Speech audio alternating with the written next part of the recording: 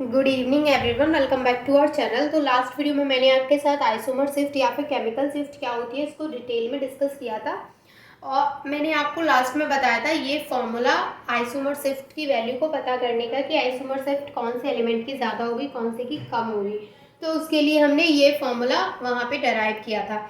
अब ये जो फॉर्मूला है वो किसका है? आइसोमर शिफ्ट का है। मैंने आपको बताया था कि जो डेल है आइसोमर शिफ्ट को हम डेल से रिप्रेजेंट करते हैं। यहाँ पर जो के है और जो सी है वो क्या है? कांस्टेंट है।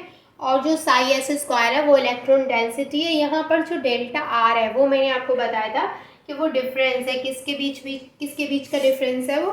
तो मैंने आपको वहाँ पे बताया था कि R E minus R G के बीच का डिफरेंस है वो। अब ये क्या है R E minus R G, उसके लिए आपको प्रीवियस वीडियो को चेक करना पड़ेगा, क्योंकि मैं पूरा डिटेल में तो यहाँ पे एक्सप्लेन नहीं करूँगी, क्योंकि यहाँ पे हम सिर्फ एग्जाम्पल्स को डिस्कस करेंगे आइसोमर शिफ्ट के। ठीक है, अब देखिए हम आते हैं हमारे क्वेश्चन पे। क्वेश्चन है हमारा आयरन 57।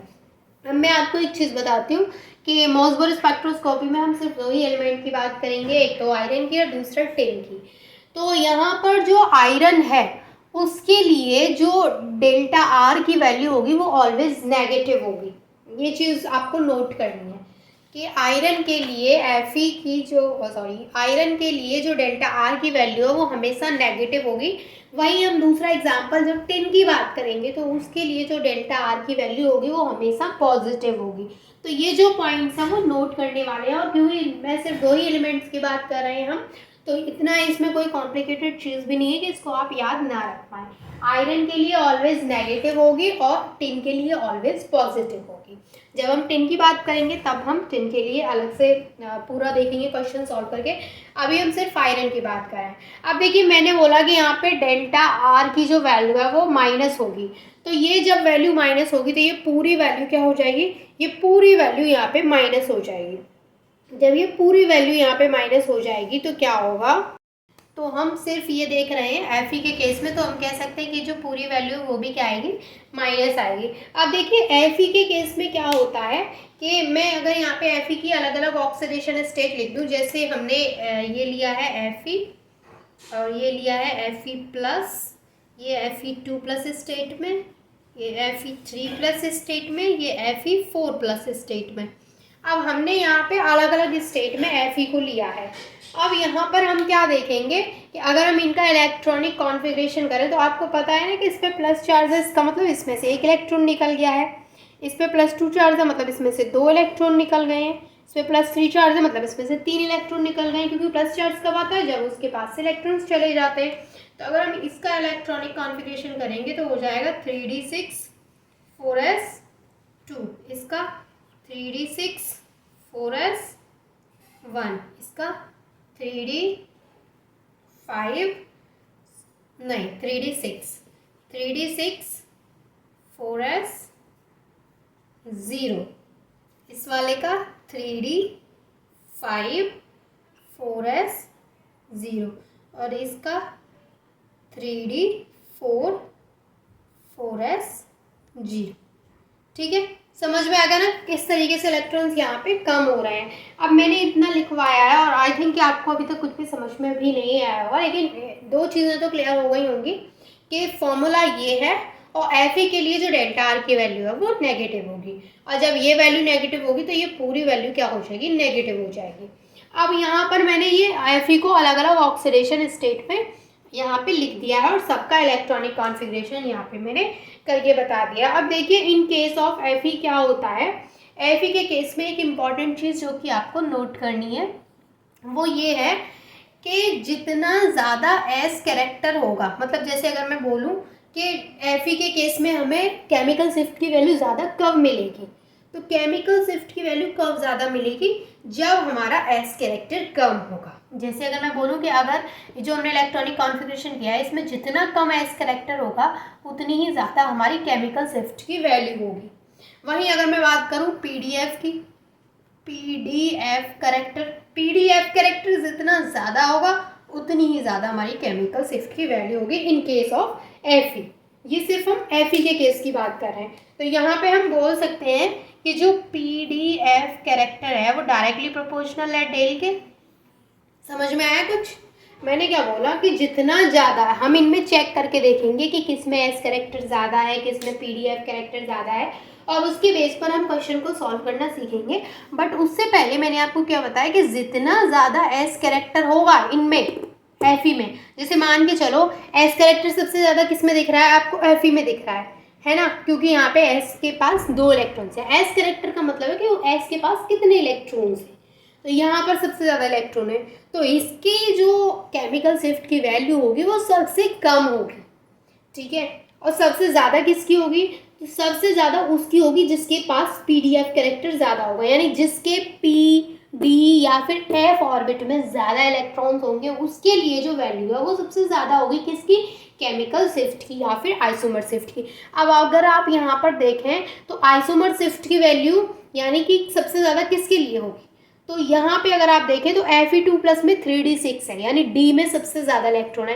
अब आप कहेंगे कि Fe+ में भी D के पास ज़्यादा इलेक्ट्रॉन्स है, बट अगर आप एक चीज़ देखें तो यहाँ पर S में एक इलेक्ट्रॉन है, बट यहाँ पर S में एक भी इलेक्ट्रॉन नहीं है, तो सबसे ज़्यादा वैल्यू जो शो करेगा वो Fe2+ शो करेगा, क्योंकि इसके पास PDF कैरेक्टर D कैरेक्टर भी ज़्यादा है और S कैरेक्टर सबसे कम है, ठीक है। एस कैरेक्टर 0 है, तो इस केस में जो सबसे ज़्यादा वैल्यू शो करेगा आइसोमर शिफ्ट की वो ये रहेगा, और सबसे कम जो शो करेगा वो ये होगा।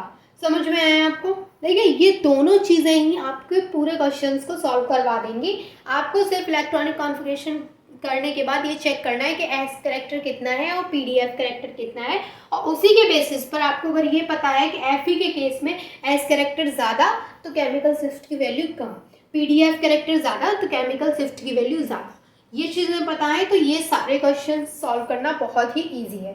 अब जैसे मैंने बोला, अब हम यहाँ पे पता करते हैं कि किसके पास एस कैरेक्टर सबसे ज़्यादा है।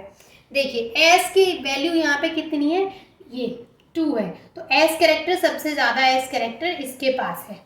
सबसे कम एस कैरेक्टर, सबसे कम एस कैरेक्टर की बात करूँ तो इसका भी 0 है, इसका भी 0 है, इसका भी 0 है, लेकिन पीडीएफ भी तो ज़्यादा होना चाहिए, तो पीडीएफ सबसे ज़्यादा हमारा इसका है। तो अब हम यहाँ पे क्वेश्चंस कैसे बताएंगे, देखिए अब हम क्या करेंगे कि इतने सारे क्वेश्चंस हैं तो इनमें कंपैरिजन करके बताएंगे कि किसके लिए केमिकल शिफ्ट की वैल्यू ज़्यादा होगी।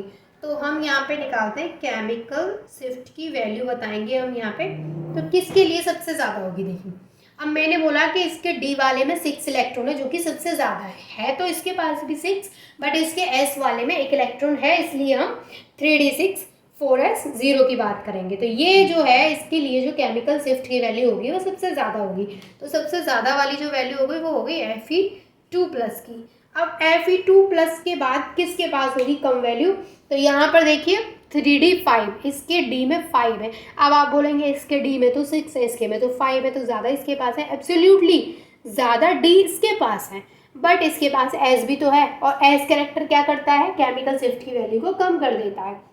तो यहाँ पर जो एस वाला है वो 0 है, तो हम क्या लेंगे, Fe3+ लेंगे यहाँ पे। तो यहाँ पे जो Fe2+ के बाद है वो Fe3+ है। अब इसके बाद जो केमिकल शिफ्ट की वैल्यू कम आएगी वो आएगी Fe4+ की।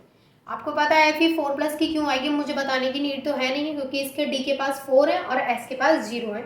अब इसके बाद जो आएगा वो आएगा Fe+, क्योंकि यहाँ अगर हम Fe की बात करें तो इसके पास एस में 2 इलेक्ट्रॉन है, इसके पास 1 है, तो फिर आएगा Fe+, और सबसे कम जो हमें केमिकल शिफ्ट की वैल्यू देगा वो होगा Fe। समझ में आ गया ये सीक्वेंस। Fe2+ केमिकल शिफ्ट की वैल्यू सबसे ज़्यादा होगा देगा, देन Fe3+, Fe4+, फिर उसके बाद Fe, फिर Fe+, फिर सबसे लास्ट में जो केमिकल शिफ्ट की वैल्यू देगा वो Fe। ये Fe के केस की बात है, ठीक है। अब जब हम टिन की बात करेंगे तो वहाँ पे चीज़ें अलग हो जाएंगी। तो हम एस कैरेक्टर सिर्फ एक, अगर मैंने एक बात बोल दी कि एस कैरेक्टर की वैल्यू ज़्यादा है तो केमिकल शिफ्ट की वैल्यू कम है, इससे काम नहीं चलेगा, क्योंकि अलग अलग क्वेश्चन के लिए अलग अलग रूल्स अप्लाई हो रहे हैं। तो Fe के केस में जैसा था वैसा मैंने आपको बता दिया, तो Fe के केस में आपको ऐसा ही याद करना है, ठीक है। अब हम बात करते हैं टिन के केस में, तो आप इसका स्क्रीनशॉट ले लीजिए।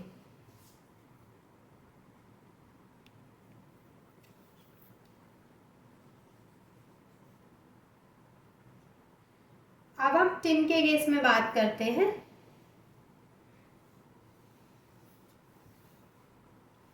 सारी सारी चीज़ें चेंज हो जाएंगी जब हम टिन की बात करेंगे। तो ये सब चीज़ें, फॉर्मूला सेम रहेगा, बट जो भी हमने रूल्स इसमें लगाए थे वो सारे रूल्स उस पर अप्लाई नहीं होंगे, इसके अपने खुद के रूल्स होंगे। अब हम जो सेकेंड एग्जाम्पल लेके चल रहे हैं वो है टिन का, SN। अब देखिए टिन के केस में क्या होता है कि जैसे डेल्टा आर की वैल्यू वहाँ पे नेगेटिव थी, तो यहाँ पे डेल्टा आर की वैल्यू पॉजिटिव होती है। अब मैंने एफ ई के केस में आपको बताया था कि जितना ज़्यादा वहाँ पे एस कैरेक्टर होगा उतनी ही कम आइसोमर शिफ्ट की वैल्यू मिल रही थी। तो यहाँ पे क्या है, अपोजिट है। यहाँ पे क्या है कि जितना ज़्यादा एस कैरेक्टर होगा, ये इन केस ऑफ टिन है, ठीक है। तो वो चीज़ आपको नोट करनी है कि मैं टिन के केस में बात कर रही हूँ। ये जो टिन के केस में है वो जितना एस कैरेक्टर ज़्यादा होगा उतनी ही ज़्यादा हमें डेल की वैल्यू मिलेगी, ठीक है। जितना ज़्यादा यहाँ पे पीडीएफ होगा, मान के चलिए पीडीएफ कैरेक्टर यहाँ पे ज़्यादा है, तो केमिकल शिफ्ट और जो आइसोमर शिफ्ट है उसकी वैल्यू कम मिलेगी। तो यहाँ पे हम क्या बोल सकते हैं कि ये उसका बिल्कुल अपोजिट है, एफ का। एफ के केस में एस कैरेक्टर ज़्यादा होने पे जो केमिकल शिफ्ट थी उसकी वैल्यू कम मिल रही थी, लेकिन इसके केस में एस कैरेक्टर ज़्यादा है तो केमिकल शिफ्ट की वैल्यू भी ज़्यादा है, और पीडीएफ कैरेक्टर ज़्यादा है तो केमिकल शिफ्ट की वैल्यू यहाँ पे डिक्रीज हो रही है, मतलब कम मिल रही है। तो ये दोनों डिफरेंस आपको क्लियर होनी चाहिए एफ और टिन के केस में। अब देखिए यहाँ पे जो टिन है 119 टिन, अब यहाँ पे जो टिन है इसकी भी हम अलग अलग ऑक्सीडेशन स्टेट्स देखेंगे। अलग अलग ऑक्सीडेशन स्टेट जैसे हम सबसे पहले तो लेते हैं SN जो कि जीरो ऑक्सीडेशन स्टेट में है, या फिर SN लिख लीजिए। फिर हम लेते हैं SN प्लस, फिर SN+2, फिर SN+3।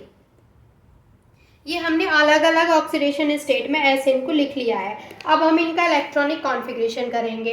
तो इसका होगा 5s2 5p2, इसका होगा 5s2 5p2, नहीं इसका 5s2 5p2, इसका 5s2 5p1 होगा, इसका 5s2 5p0, इसका 5s, दोनों 5 हो रहा है एक जैसे बन गए, 5s1 और 5p0। समझ में आया आपको? इस तरीके से यहाँ पे p में 2 इलेक्ट्रॉन है, यहाँ पे p में 1 इलेक्ट्रॉन है, यहाँ पे p में 0 इलेक्ट्रॉन है, यहाँ पे p में 0 है, तो s में भी 1 इलेक्ट्रॉन है, ठीक है। अब हम इसमें देखेंगे कि इसमें जो केमिकल शिफ्ट की वैल्यू है वो किस तरीके से मिलेगी हमें, किसकी ज़्यादा होगी और किसकी कम होगी। तो इसके केस में मैंने आपको क्या बताया है, इसके केस में मैंने आपको बताया कि हम क्या देखेंगे, एस कैरेक्टर की वैल्यू देखेंगे कि किसके पास एस कैरेक्टर की वैल्यू ज़्यादा है।